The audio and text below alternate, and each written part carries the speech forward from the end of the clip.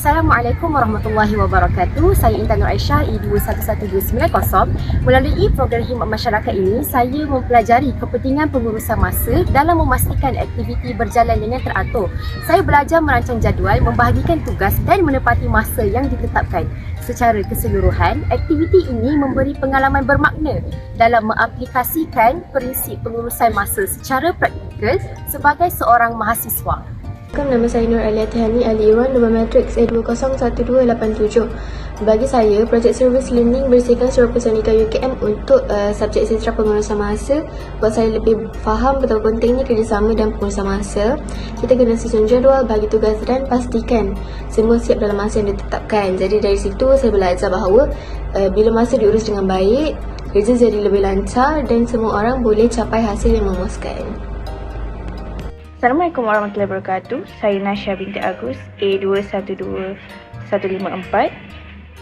Melalui aktiviti gotong royong di Surau Pusanika hari itu, saya sedar bahawa kerja ini bersama-sama dapat mengeratkan hubungan silaturahim sesama ahli komuniti.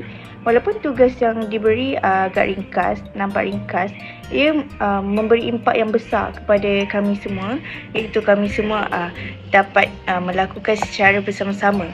Pengalaman ini mengajar saya tentang keikhlasan, tanggungjawab dan juga kepentingan dalam menjaga kebersihan di rumah ibadah, iaitu surau lah. Secara peribadi, aktiviti ini sangat memberi kesan yang besar dan membuat saya lebih peka dalam melakukan aktiviti berkumpulan.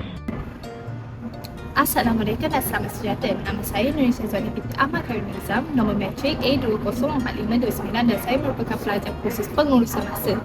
Dalam kursus pengurusan masa ini, saya dan ahli kumpulan saya iaitu kumpulan 7 melakukan aktiviti service learning, dan service learning yang kami memilih adalah pembersihan Surau Pusanika UKM. Pembersihan surau ini bukan sekadar khidmat masyarakat sahaja, tetapi ianya jadi ujian sebenar pengurusan masa kami sebagai seorang pelajar. Sewaktu kami melakukan pembersihan surau tersebut, kami melalui pelbagai jenis rintangan seperti kami kesubukan waktu kerana kami sebagai seorang pelajar, kami perlu menghadiri kelas, menyelesaikan tugas dan assignment dan sebagainya. Jadi kami memilih untuk membuat pembersihan selama 2 hari, iaitu Jumaat dan Sabtu, dan kami membahagikan tugas sesama ahli kumpulan. Melalui aktiviti service learning ini, kami sebagai seorang pelajar dan seorang manusia, kami dapat menghargai masa kita dengan perkara yang manfaat dan berbakti kepada komuniti. Sekian, terima kasih. Assalamualaikum dan salam sejahtera. Saya Nur Anisa Hana binti Azamzam, A200996. Sepanjang saya menjalankan tugasan service learning ini bersama ahli kumpulan di mana kami membersihkan surau wanita di Pusanika, saya belajar untuk mengurus masa dan membahagikan tugas dengan baik. Saya juga telah memupuk rasa tanggungjawab dalam diri untuk memastikan kebersihan tempat awam, terutamanya di ruang ibadat, di samping mengeratkan hubungan antara ahli kumpulan. Saya juga berasa gembira dapat melaksanakan tugas ini dan juga gembira dapat melihat membantu para cleaner untuk membersihkan dan mengemas surau tersebut. Itu sahaja daripada saya. Sekian, terima kasih. Saya Datuk Nadia, A220913. Melalui program khidmat masyarakat ini, saya belajar bahawa pengurusan masa yang baik amat penting dalam kehidupan seharian. Program ini melatih saya untuk lebih berdisiplin, menempati masa dan menyusun tugas yang teratur.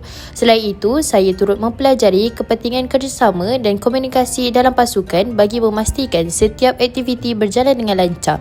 Secara keseluruhan, program ini memberikan pengalaman bermakna dan membantu membentuk sasiah kemahiran dalam diri saya. Selamat sejahtera, saya Angelica, anak perempuan Maish Paren, nombor matriks A200981. Melalui aktiviti servis learning gotong royong membersihkan surau wanita Pusanika UKM, saya belajar tentang kepentingan pengurusan masa dan kerja berpasukan. Sebenarnya ini adalah kali pertama saya membersihkan surau dan ia menjadi pengalaman baru kepada saya. Pembahagian tugasan yang membuatkan aktiviti ini berjalan dengan lebih lancar. Saya juga mempelajari cara menguruskan masa dengan baik untuk menyelesaikan tugasan ini dan sambil melaksanakan tugasan lain. Sekian daripada saya, terima kasih. Melalui subjek pengurusan masa, kami sebagai pelajar telah mengetahui bahawa makhluk bernama masa ini tidak akan berputar balik.